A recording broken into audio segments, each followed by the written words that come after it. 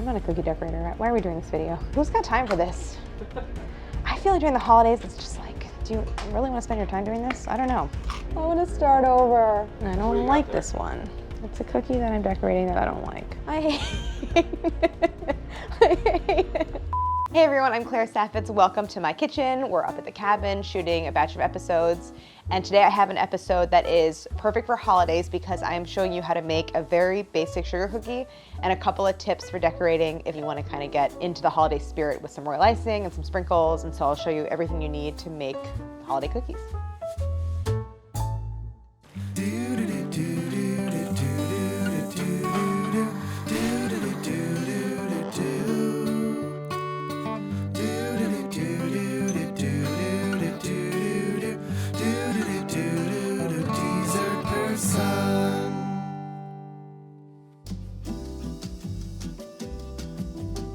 You will need the cutter of your choice. I have a fluted round cutter, a heart. It was just like random ones that I grabbed. What I don't recommend are cutters with very, very elaborate shapes with lots of little skinny areas. It just means that they'll bake unevenly and be very breakable. So a heart, round, these are really easy. They're easy to handle, they won't break. I'm using a stand mixer to put together the dough, but it's very doable by hand. So I have all-purpose flour, granulated sugar, 1 egg, some almond and vanilla extracts. You could use one or the other. Kosher salt, baking powder, and 2 sticks of butter.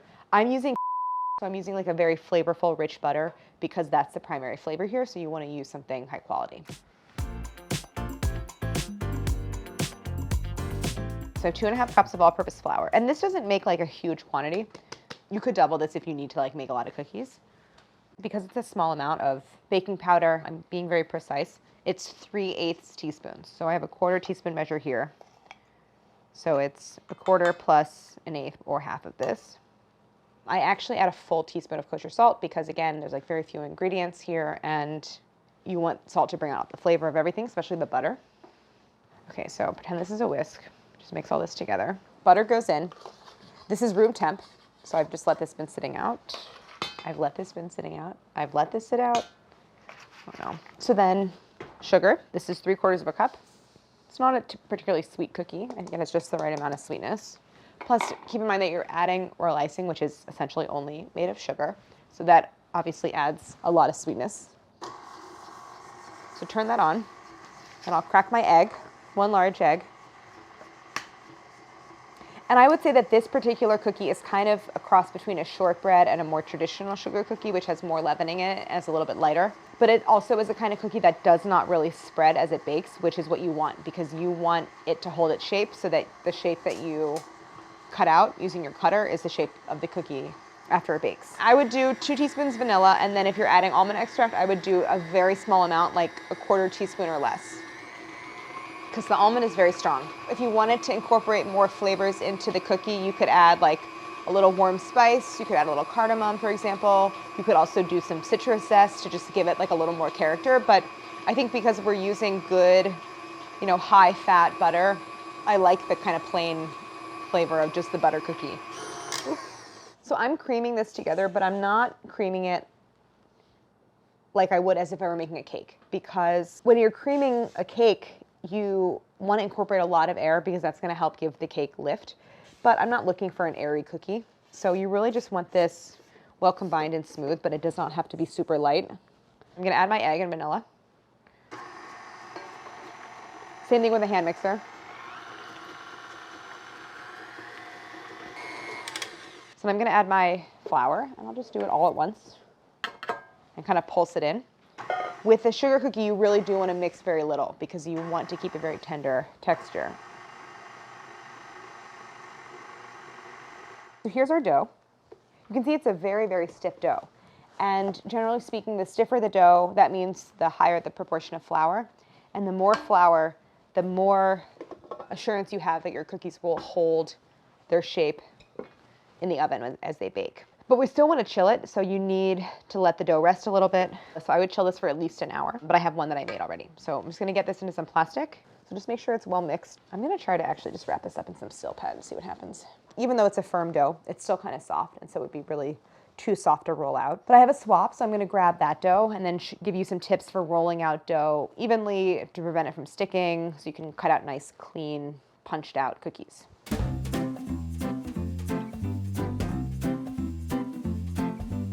I'm gonna work with just half the dough at a time because what you don't wanna do is let it warm up because then it will start to get very sticky. And really, ideally, you just use a very minimal amount of flour to roll it out because even though this is sort of a higher proportion of flour in this dough, the more you add, the more you contribute to sort of just like a kind of drier, floury cookie, which you don't want. And this dough has been sitting out for a minute or two. It's still a little bit firm, so you still want to maybe just let it warm up slightly, and then it'll be easier to roll out. I'm not going to bang it, only because this table is a little bit, oh, can I do it? I'm just going to let it soften. So when I roll out, this is not pie dough. I don't need to get it into a round. We're just going to punch out shapes. It could really be any dimensions, but I like to keep it moving. I will not continue to roll out and like go over it several times before I lift up because that's just going to encourage sticking. So I do lots of lifting and you can kind of drag it through the flour. And the flour, there's like tiny little particles of flour that basically act as little ball bearings that prevent sticking between the dough and the surface. How thick you roll it out is really up to you. The thinner they are, the faster they will bake. But I like, in many ways, like a slightly more crisp texture to my sugar cookies. So I'm gonna roll these out sort of thin. I'll probably go to about 1/8 of an inch thickness. I wouldn't go much thicker than 1/4 inch. Beyond that, you just end up with a cookie that tastes kind of raw in the middle. So I'm keeping it moving and I'm also kind of rotating, like flipping it. So I'm kind of using my hand to feel around and test the thickness, because I think the most important thing is just that it's even, because you want all the cookies to bake at the same rate. So I think I'm ready to start punching out my shapes. One thing you can do is if you fear sticking, what I do is I drizzle a little flour around the edge where I think there might be sticking. I do this for pie dough as well. And then when I scrape my bench scraper underneath, it drags some of the flour under as well. So then you should be able to move it around. But I'm not really having any issues with sticking.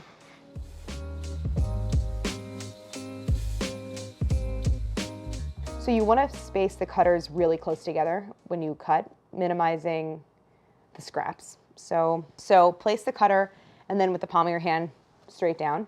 Sometimes I give it the tiniest bit of a wiggle once it's made contact with the surface. So like a little, just so I know that I've cut everywhere, and then lift up.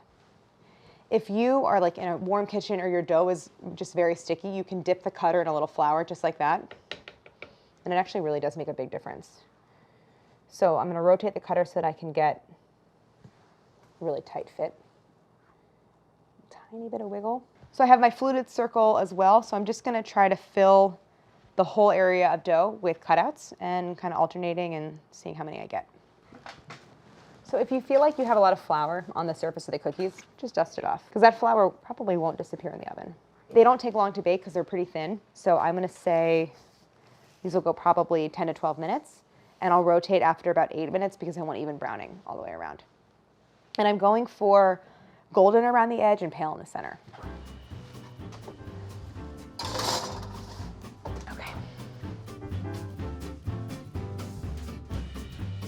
I think this is like, to me, an ideal doneness level for sugar cookies. There's a beautiful golden brown border, but uniform, pale center, and you can see that the cookies themselves have baked very flat. There's not a lot of bubbling. So I want these to cool off. I'm going to transfer them to a wire rack.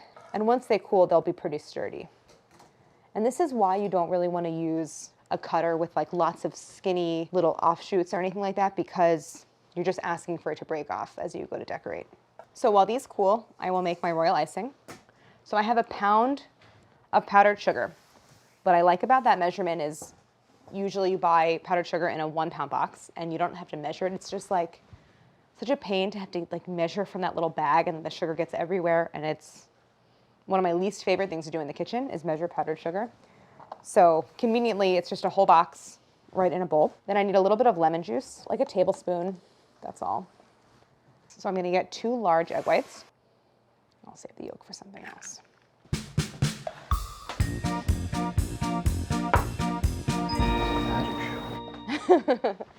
So I'm going to add a pinch of salt, because everything needs a pinch of salt, even if it's sweet.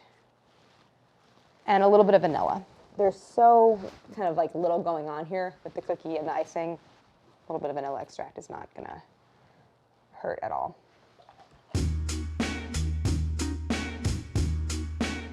I'm gonna start by beating the egg whites, just until they're kind of frothy and get them very liquid.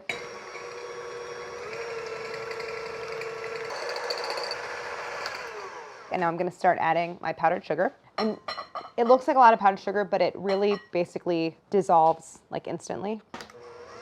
And I'm mixing on low. You do not wanna go high right away with this. Now I'm gonna add the rest. I'll add probably, I won't add the full tablespoon. I'll hold back a little liquid to adjust if necessary. And to thin it, you can just use water. You just use a little warm water and that's fine. So that's the full tablespoon of lemon juice. Okay, fortunately, we don't have any lumps, so I'm glad that I was using the hand mixer. It is the kind of icing that hardens, and it can harden very quickly. So if you're working with large quantities, you probably want to keep it covered because it will get a little bit of a crust on the surface. And you can always just stir it through. Yeah, this looks good. You can see it's thick, but it's still glossy. It doesn't settle immediately back into what's in the bowl, but it will eventually. So this is just dipping the cookie surface down into the royal icing, letting it drip off, and then you have your nice full coverage iced cookie. So it looks like this. The bottom of the cookie that was on the baking sheet has a nice sort of even golden tone to it. So make sure there's nothing on the surface. If there's little crumbs, brush them off because you don't want them to get into the icing. But all you're doing is taking the cookie, try to keep your fingers minimally like away from the surface. Gently dip it into the royal icing.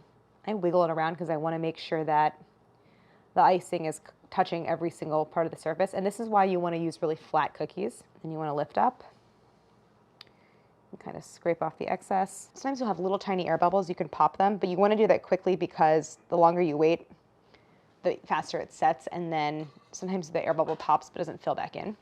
So here you have just like a very smooth, fully iced cookie. And because we had really sharp edges when we baked, you have a nice clean line all the way around. And at this point, before it fully dries, you can like sprinkle some, I wanted nonpareils, but they didn't have any. You can put some sprinkles on it. You can do colored sugar. You could dip half the cookie, cover it with sprinkles or sugar, then dip the other half and do like a two-tone. That's totally up to you. I think the real key, if you're doing this style of cookie, is that you want an icing that's thick enough to like adhere to the cookie and cling and give a nice opaque surface, but not so thick that it won't settle and make a really smooth finish. So there's kind of a sweet spot. So right onto the surface, give it kind of a wiggle. And then now that I have my offset spatula, take off the excess. And here I have some toothpicks. So you can go in and pop, so you have lots of little air bubbles. Now, there's all sorts of techniques that you can use where if you have a second color of icing before it dries, you can make sort of lines through the icing and then drag your toothpick through and you can make like a spider web or you can make like a marbled effect or like a chevron effect, which is really fun. I'm not really showing that today because we're just kind of doing a 101 cookie decorating. But if you want to see more elaborate cookie decorating techniques, I don't really want to do it, but I will if you ask. So let us know in the comments. I actually like when it's just like a couple sprinkles on it, not all over, not like our birthday cake. Oh yeah, check out that episode. There's something a little pop arty about it. So we're gonna basically use two different textures of royal icing. One that's very, very thick and that will not spread to create a defined, clean line. And then I'm gonna use the looser icing like we used for dipping to fill it in. It's important for this technique that you have a pastry tip. That's a small round tip, and I'm gonna put it in a pastry bag. So I'm gonna take a portion of the thicker icing because it's just what I'm using to create the outline. So you really need the majority of the frosting of the icing to be for flooding, which is this looser kind. And I'm going to add additional confectioner sugar to this mixture to tighten it up. I'm gonna try to see if I can avoid using the mixer again. The goal here is to create an icing that's so thick that when you pipe a line, it doesn't spread, that it holds its shape, and then it basically creates like a little dam, a little barrier for the more fluid icing to fill in. So when it thickens like this, it loses a little bit of its sheen, and that's sort of how you know that you're there. I think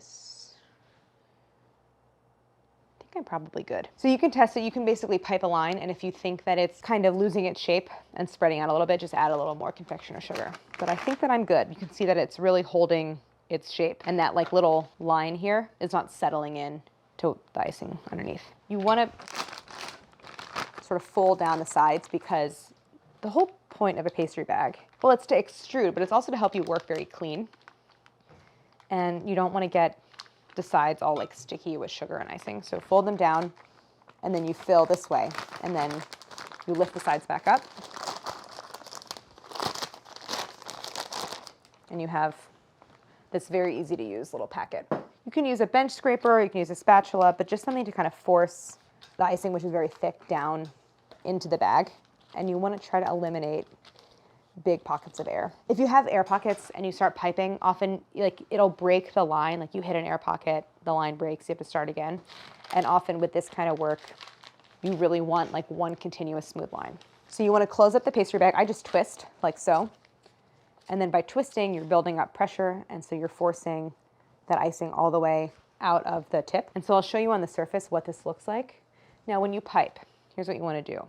You don't want to touch the tip to the surface that you're piping on, whether it's your cake or your cookie. You want it to hover just above and have a little trail coming out of the pastry tip onto the surface. So when you pipe, and you're kind of leading the line, you're giving it a little bit of tension, like that. So you can see I have like quite a bit of a trail coming off the end of the piping bag. And then when you come to a point where you want to switch directions, you kind of give it a little tap to anchor it, and then you can change directions. And then a little tap to anchor and lift off. You need to let this icing set a little bit, and that just makes your flooding easier. And this is just like a barrier for anything that you flood. So you could try to swirl in 2 different colors of icing. I was going to try to like do a little bit of a pattern in here to demonstrate that with this technique you can really create like zones and areas of the cookie. I can do a heart within a heart, for example. It's time to flood. So I just use like my little spatula here. You can use, some people use like a squeeze bottle filled with icing, which is very convenient. So you just sort of get a dollop of the icing, and you use it to fill now that little area that we just created in the inside of the cookie. This is called flooding. And I recommend you have something like a skewer, a toothpick, a cake tester, something like that to help you move around the icing. And you don't want to put too much because it can overflow. You don't want to like break the dam basically. And then you can use your toothpick to help before the icing starts to really set, to fill in all the little gaps. If you have a design in mind, what you can do is make little guides by creating a very light score mark on the cookie. So if you want to do, I don't know that because I haven't seen it, but I'm gonna watch it. I don't like this one. This is why I'm bad at cookie decorating. Don't give up on yourself. Tired of this, getting dark. I'm just gonna flood over it. It's too elaborate. I tried to do a snowflake because Vince made me. I don't like it. It looks stupid. I don't like it. You want to eat it? I had to do this a lot in high school, and I would like make cookies, and I would make my friends eat all the ones that didn't look good. Here. So if you don't like the way your cookie is turning out, here's what you can do. Take a clean edge and just scrape it off. We have 10 more minutes of film left. This is why I don't decorate cookies, because I cannot make myself stop. Another thing you can do, if you want to do a combination of the two, you can dip your cookies and then retrace over with the thicker icing that you pipe, and then make like a tonal kind of white on white, or any color you're using, pattern. So it's like on this one I can do like little polka dots, which is really cute. Does each one get a sprinkle, you think? Here, let's just shoot the outro real quick. Just to get it. And then you come back tomorrow morning and I'm still here. This is hard for me to stop, because actually maybe the problem is not that I don't like cookie decorating, it's that I like it too much. And I get too consumed by the overall look and end result. And I really am a great advocate of just the dip method. But of course, if you want to get a little bit more intricate, piping is a great skill to learn. And this is a great way to kind of experiment. If you don't like it, you can scrape it off and start again. With this style of icing that will fully set and become very, very firm. So you can stack them in a container and keep them on your countertop for any time anyone needs a little treat during the holidays. So it's a great technique to learn. It's very useful to know how to make royal icing and employ it in a number of different ways. Hopefully it will help sweeten your holiday season. So thank you for watching, and check out more episodes of Dessert Person, and like and subscribe.